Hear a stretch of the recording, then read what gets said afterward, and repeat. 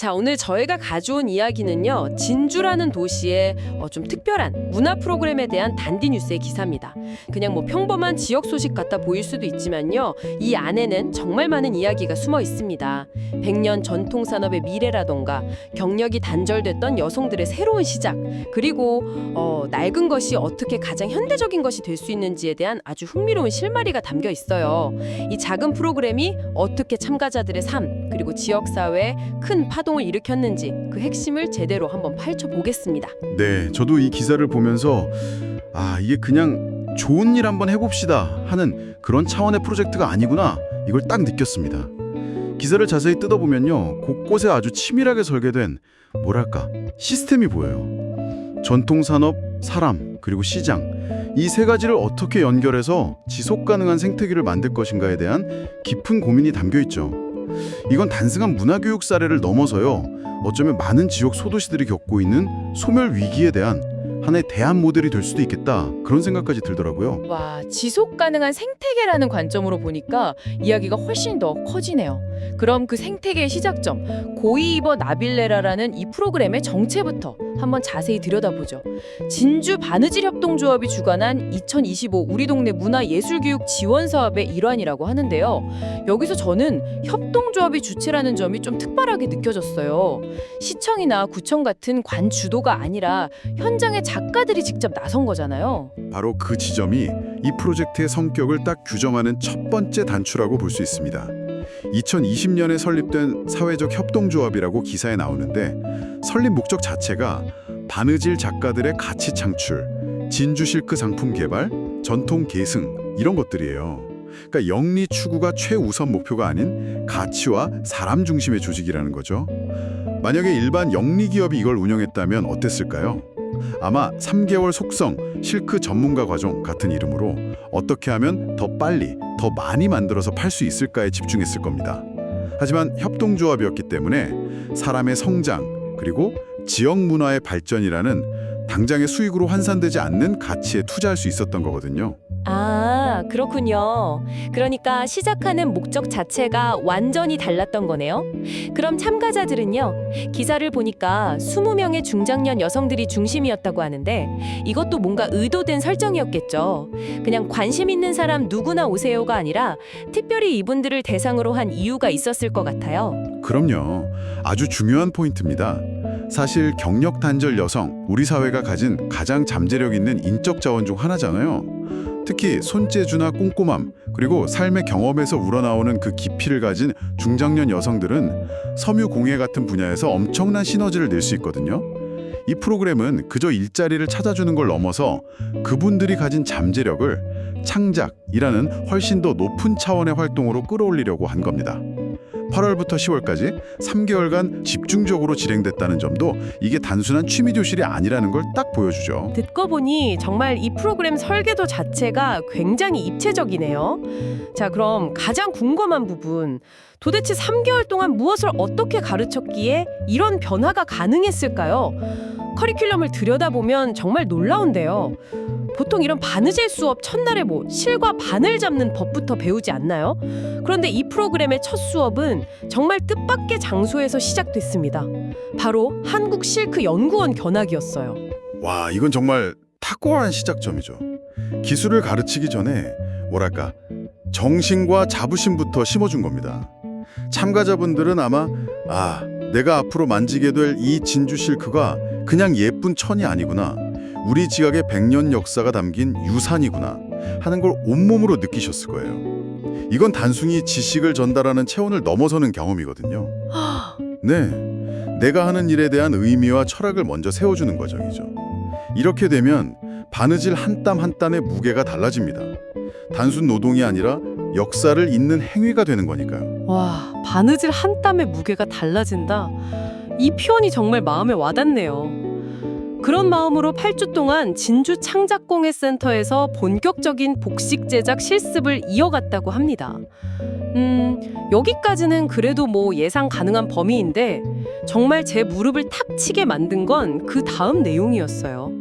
기사에 이런 구절이 나옵니다. 의상 디자인, 기획, SNS 활용법, 디지털 컨텐츠 제작 수업도 함께 진행돼. 아니 잠깐만요.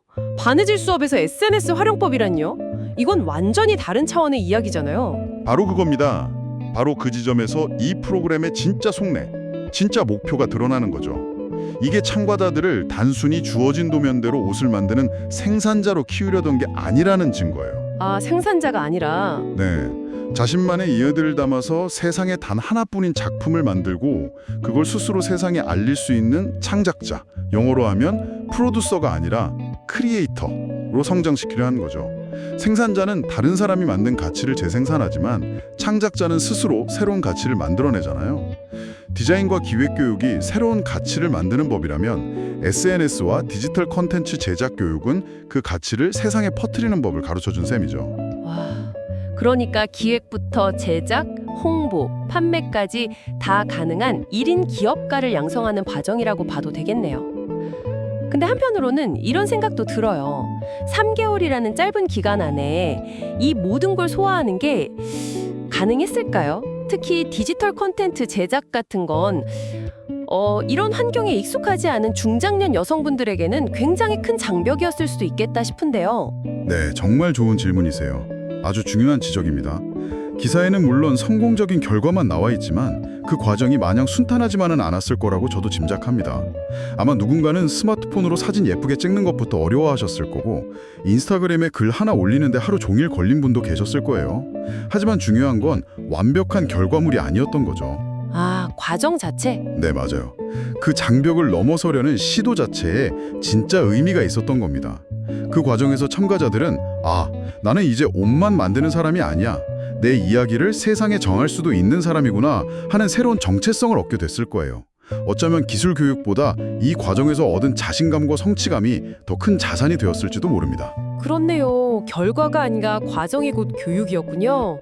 와, 물고기 잡는 법을 가르쳐주는 걸 넘어서 그 잡은 물고기를 어떻게 멋지게 요리하고 또 어떤 그릇에 담아서 어떤 손님에게 팔아야 하는지까지 전부 함께 고민해 준 거네요. 정말 통합적인 교육입니다. 그쵸. 이런 접근 방식이 교육의 패러다임을 바꾸는 거라고 생각해요. 과거의 교육이 어떤 특정 기술을 가진 부품을 만드는 데 집중했다면 이 프로그램은 스스로 생각하고 움직이는 하나의 완성된 시스템을 만들려고 한 거죠. 이런 교육을 받은 사람들은 프로그램이 끝나도 스스로 성장하고 진화할 수 있는 동력을 갖게 되거든요. 자, 이렇게 치밀하게 설계된 3개월의 대장정, 그 결과물은 어땠을까요? 참가자들은 자신이 직접 디자인하고 만든 의상을 입고 각자의 이야기를 담아서 사진 촬영을 하는 것으로 수업을 마무리했습니다. 그리고 그 결과물들은 10월 11일에 진주문화제작소에서 전시회로 대중에게 공개됐다고 해요. 옷을 완성하는 순간이 끝이 아니라 그 옷에 자신의 정체성을 입혀서 세상에 내보이는 그 순간이 진짜 완성이라는 걸 보여주는 거죠. 이건 뭐랄까, 내가 만든 옷이 곧 나 자신이다라는 하나의 선언과도 같아요. 참가자들에게 엄청난 권한과 자부심을 부여하는 행위죠. 전시회 온 사람들은 단순히 예쁜 옷을 보는 게 아니라 20명의 여성들이 살아온 삶의 이야기, 그리고 그들이 앞으로 살아갈 새로운 삶의 가능성을 함께 보게 되는 겁니다. 전시회에 걸린 옷 하나하나에 20가지의 다른 인생 이야기가 담겨 있었다고 생각하니까 와, 정말 뭉클하네요. 기사에 소개된 김지연 수강생의 소감이 이 모든 변화를 딱 압축해서 보여주는 것 같아요. 제가 한번 읽어드릴게요. 한복이 단지 전통을 보존하는 의상이 아니라 현대인의 삶 속에 멋스럽게 스며드는 살아있는 문화임을 깨달았다. 이 살아있는 문화라는 표현, 이게 핵심 아닐까요? 정확합니다. 보존해야 할 유물에서 오늘 내가 입고 싶은 옷으로 인식이 완전히 전환된 거죠. 많은 전통문화 사업이 박제의 오류에 빠지곤 하거든요. 아, 박제요? 네, 원형을 그대로 보존하는 데만 급급해서 현실과 동떨어진 그들만의 리그가 되어버리는 거죠. 하지만 이 프로그램은 전통의 핵심은 지키되 그것을 현대적인 삶의 맥락으로 과감하게 끌어왔습니다. 그리고 가장 중요한 건 참가자 스스로가 그 가능성을 발견하고 자신의 언어로 표현해냈다는 점이죠. 이게 이 프로젝트가 진짜 성공했음을 보여주는 가장 강력한 증거입니다. 이런 성공은 결국 이 모든 걸 기획한 진주바느질 협동조합 임발근 이사장님의 큰 그림과도 딱 맞닿아 있는 것 같습니다. 기사 말미에 이사장의 포부가 실려 있는데요. 지역 경력 단절 여성을 중심으로 전문 교육을 통해 창업자를 양성하고 조합원의 역량과 규모를 늘려나갈 것이라고 밝혔습니다. 네, 이 고이버 나빌레라 프로그램은 그 원대한 계획을 위한 아주 성공적인 증명이 된 셈입니다. 우리의 방식이 통한다. 우리는 사람을 변화시키고 새로운 가치를 만들 수 있다는 것을 20명의 창작자들과 그들의 작품을 통해 확실히 보여준 거죠. 이런 구체적인 성공 사례가 있으면 앞으로 후속 프로그램을 기획하거나 외부 지원을 받을 때 훨씬 더 큰 힘을 갖게 됩니다. 이건 단순한 시작이 아니라 다음 단계로 도약하기 위한 아주 단단한 발판을 마련한 겁니다. 자, 그럼 오늘 이야기를 한번 정리해 볼까요? 고이버 나빌레라라는 이름의 이 작은 프로그램은 진주 실크라는 지역의 전통 자산을 씨앗 삼아서 정말 많은 열매를 맺었습니다. 경력이 멈춰있던 여성들에게는 창작자라는 새로운 이름을 선물했고요. 좀 고루하게 여겨질 수 있던 한복에는 힙한 현대적 감각이라는 새 옷을 입혔죠. 저는 그 과정에서 가장 인상 깊었던 게 단편적인 기술 전수를 넘어선 그 통합적인 접근 방식이었어요. 지역 산업의 역사와 철학에서 시작해서 디자인과 제작 기술을 익히고 마지막으로 자신만의 브랜드를 세상에 알리는 방법까지, 한 사람을 정말 온전한 주체로 세우려는 진심과 깊은 고인이 담긴 아주 잘 짜인 교육 모델이었습니다. 지역의 자산과 사람을 유기적으로 연결해서 새로운 가치를 만들고 그 과정에서 전통은 현대적으로 재해석되고 사람은 성장하는, 그야말로 이상적인 선순환 구조를 보여준 사례라고 할 수 있겠네요. 그렇죠. 그리고 기사 마지막에 나오는 성과 자료집 발간 소식도 그냥 지나치면 안 됩니다. 후속 프로그램 개발에도 활용할 계획이다라는 문장이 나오는데, 이건 이 경험을 일회성 이벤트로 증발시키지 않고 데이터로 축적해서 시스템을 더욱 발전시키겠다는 의지의 표현이거든요. 이런 태도가 바로 지속 가능성을 만드는 핵심이죠. 사실 오늘 우리가 나눈 이야기는 단순히 진주라는 한 도시의 성공 사례를 넘어 훨씬 더 큰 질문을 던지고 있습니다. 어떤 질문일까요? 결국 이 작은 프로그램은 하이퍼 로컬리즘, 그러니까 지역 고유의 특성을 극대화하는 흐름하고요.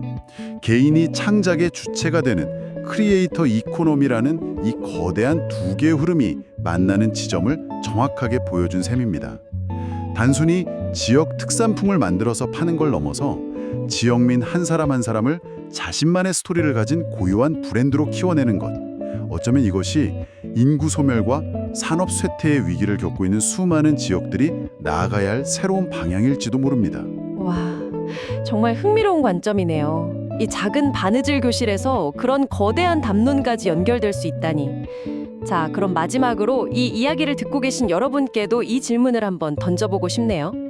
만약 여러분이 살고 계신 동네의 고유한 전통이나 기술 혹은 잊혀가는 어떤 이야기를 발견했다면 여러분은 그것에 어떤 새로운 숨을 불어넣어서 오늘을 살아가는 우리에게 의미 있는 무언가로 재탄생시켜보고 싶으신가요?